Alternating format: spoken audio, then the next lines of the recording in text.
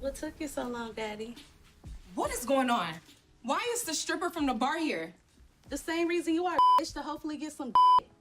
And You please stop. This is my father you're talking man, to. I'm your fucking daddy. Ain't that what your big ass was telling me last night? You need to leave.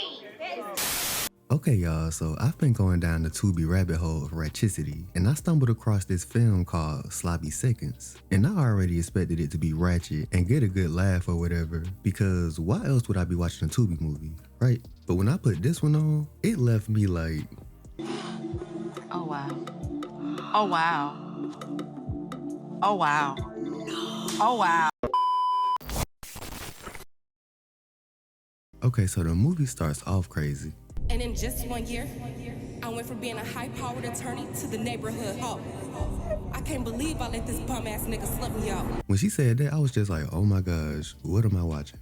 We cut to the intro, and something that I learned from watching all these Tubi movies is that they love opening up their movies using these city shots. All the ones I've watched so far started off with some type of city shot, with some up-and-coming rapper song playing in the background. Like, is that a requirement or something? Well, the movie officially begins with Keisha and her friend Kim walking through the club when they're spotted by this guy named Rico, and out of the gate, old boy on demon time. Excuse me? I said you thick as fuck. What's your name? You talking to me? Is you deaf? Is you dumb? I was like, damn, he aggressive as hell. But the worst part about all of this was that she actually liked this guy. I was just like, I'll be weak in the knees. Stand up. Stand up. her friend ain't feeling this man whatsoever and gets into an argument with him. She doesn't, and if she was looking for one, it most certainly wouldn't be you. Y'all wanna hear this bit?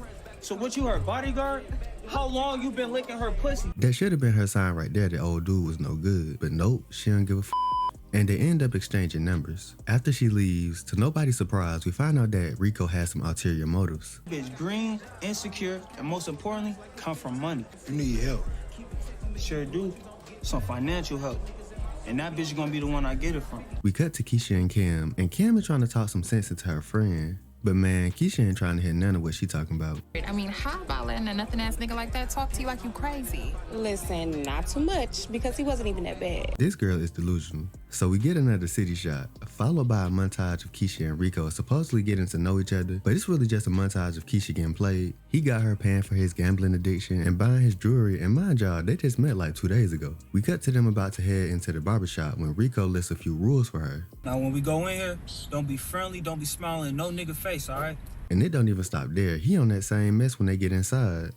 Get your ass up in here and quit acting weird. I already told you good. Man, Keisha, you ain't embarrassed yet. She don't love herself. And it gets even worse when they get outside. Ass in the back. For what?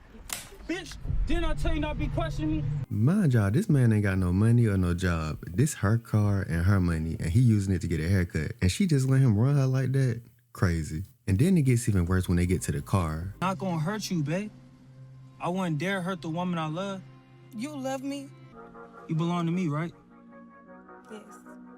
All right then, sit back and relax. Man, f both of y'all. Yo, I hate both of them equally. So after they do the do, he tells her to sit in the car and wait until he's done getting his haircut, which ends up being super late. This dude a menace, and Keisha just dumb. Like, I can't even root for her. Now we see Keisha showing up late to lunch with Kim, and Kim once again lets her know that she don't like her dude. But as we all know by now, Keisha dumb as hell, so ain't no use in Kim wasting her breath. But get this, the check comes, and Keisha's card declines. Is there a problem?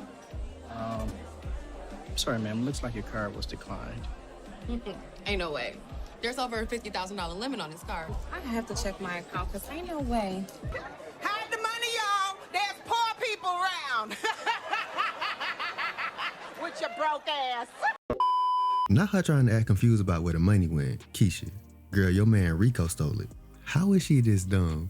Okay, so now we see Keisha's mom and dad getting ready for Keisha and Rico to arrive for dinner. Keisha's dad says that he has a source that tells him that Rico is no good. Now keep that in mind because we gonna find out later who that source really is. But right now, Keisha and Rico have just arrived and they don't even get to eat dinner because it turned into Love and Hip Hop. Well, hello. Shit, what up though? That's a weird sense of humor. We don't play like that in this house. I don't tolerate disrespect under any circumstance. Do you want to maybe freshen up some? We have a restroom straight ahead. Huh? Do I look fucking dirty or something? Is this the type of low-life people that you've been spending all your damn time with?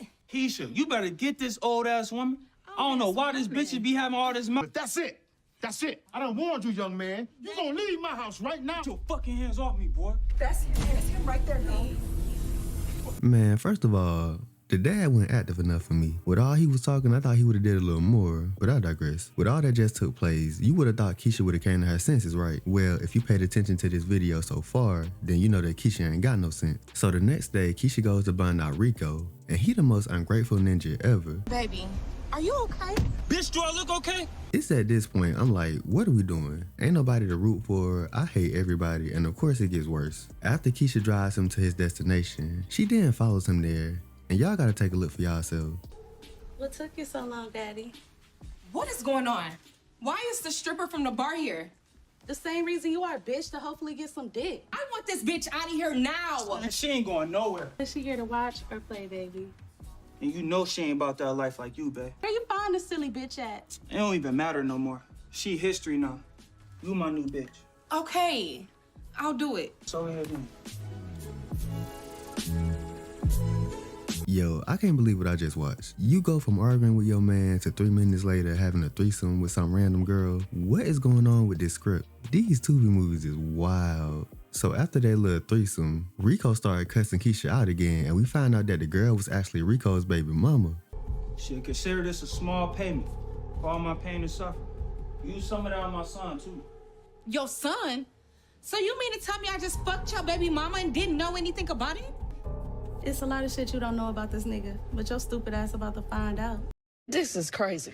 So now we see Keisha at her parents' house, and she realizes that the locks have been changed and her dad ain't here for none of her foolishness. The maid, Sandy, comes to the door and tries to see what Keisha sees in Rico, but she wasting her time. We then cut to Keisha at work, and her boss tells her that he talked to her dad and that her dad advised him to fire her, but he chooses not to, and he instead does something much more disgusting.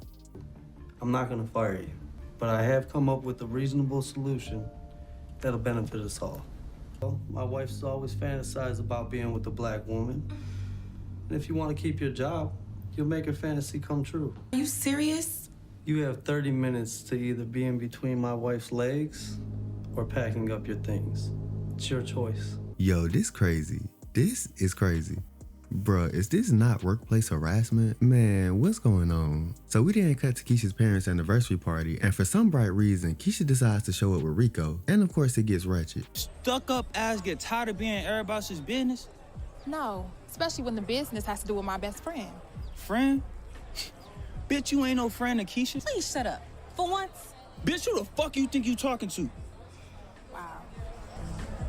Get the fuck out of here before I have security throw your ass out again. Yo, at this point, I'm just assuming they both love the drama. So after they leave, Keisha goes to use the bathroom at one of Rico's friends' house. And one of the guys at the house catches a look at Keisha, and Rico notices this and decides to use it in his favor by pimping her out to the fellas in order to pay off his debt to his weed man. Man, so what's up? I'm pressed for time, though. We doing this shit or not? Like, what's up? Drop that robe and stop playing, babe. Yo, this was so disgusting. First her boss is pimping her out, now her boyfriend pimping her out. She ain't got no self-esteem. It's sad, honestly. After they run their train on her, one of the guys goes to use the bathroom, and while he's releasing, Keisha walks in. He tells her that Rico is a bad guy and that he doesn't deserve her. But the whole time, I'm just like, wasn't you just running the train on her with your homeboy in front of her boyfriend? Like, dude, you ain't no better than nobody. Anyways, Rico walks in on them, and after dude leaves, he chokes Keisha to the back and handcuffs her to the bed. And side note, these handcuffs don't look tight at all. He leaves her tied to the bed and goes to his homeboy spot. There he gets into an argument with old dude who was running the train on Keisha. This leads to Rico pulling out his phone and showing everybody a video and barking at them. But don't worry, we'll find out more details about that nasty ass video later. So it's now the next day and Keisha is free from the handcuffs. She's getting ready for work when she gets a call from the maid Sandy, who informs her that a tape has leaked on social media. Keisha is distraught about the tape, and of course it gets worse when Keisha goes to work and meets with her boss, who fires her because he's gotten calls from clients about the video that was posted on social media. And then he has the nerve to say this. You have 30 minutes to pack your things to leave. What about the arrangement I have with you and your wife? Do you think my wife and I would touch you after watching that disgusting video? If we wanted somebody from the gutter, we would have hired a prostitute. Like, this movie ain't for real. Wasn't you just harassing her into sex work with your wife? If Keisha was smart, she would have been went and filed a lawsuit. But I guess that's using too much of her brain power. We cut to Keisha's dad with his assistant, and his assistant is a little touchy-feely. They're talking about the video, and this is where we find out what the video was about. My daughter's in a video that's going viral for enjoying receiving sex from a damn dog. I know you fucking lying, you funky dog head bitch. Yo, when I tell y'all my entire mouth was wide open when I heard that, like, what you mean, dog? Ugh, Keisha, what the f? Honestly, I don't even got too much to say about that. You can't do it. I can't. You are stressing me to hell. I can't. I'm done. Just nasty. So the dad and the assistant are talking, and we find out that the assistant is assisting him in more ways than one. The dad sends her to his house to pick up some things, and while there, she spots something that shocks her and runs out. We then cut to her at the dad's office. She reschedules one of his appointments, so now he has the rest of his day clear, so he heads home, and when he gets home, he sees his wife sleeping with Keisha's boss. And of course, there's a twist. Keisha's boss says that the dad has been paying him to have Keisha as his personal sex slave. Think about it. What if it would have come out that you were paying me to have your daughter as my wife and I's personal sex slave? This is the most ghetto shit I've ever seen in my life. Man, what in the Tyler Perry is going on? I'm at a loss for words. Thought I told you to get the fuck out of my house. Goddamn gun out of my face. Man, how you telling them to get out, but you the one leaving? Ain't this your house? So scary as I went. Man, so we cut to Keisha getting a call from her mom, so she rushes home, and when she gets there, she sees her dad in bed with the assistant. There's another person in the bed who Keisha believes is her mother, but this ain't her mama. Say something to me, Mom. Oh my God, Kim. Me and your father are in love. I just can't do it. I can't take this shit no more, man.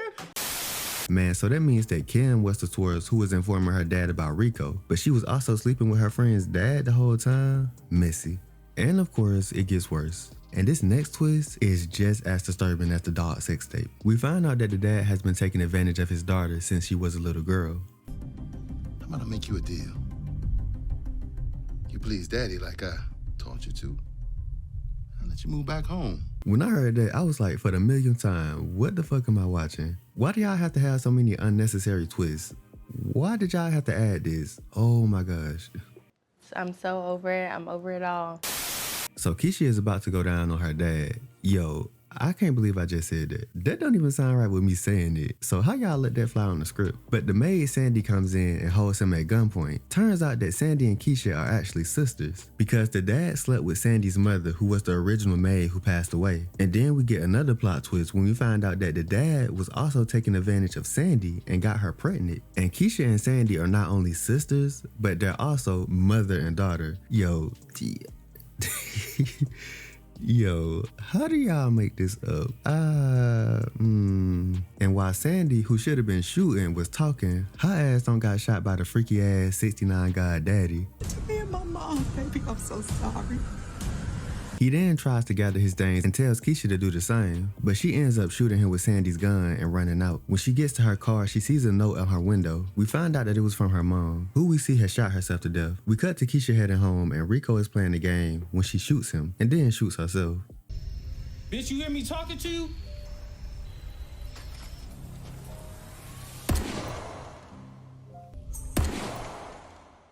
And that's the end of the movie. The end. Cut the cameras. Dead ass. Y'all, this movie was a mess. And I really don't even know what to think. And honestly, that's usually how I feel about a good chunk of these Tubi movies. I put these on when I need a good laugh and to escape. But this one, I think they were trying to outdo Tyler Perry with all them twists and turns. And I was like, man, slow down. You don't need to do all that. This too much. But hey, this was my recap of Sloppy Seconds on Tubi. If you made it to the end, I would really appreciate it if you gave me a like and subscribe. And until next time, peace.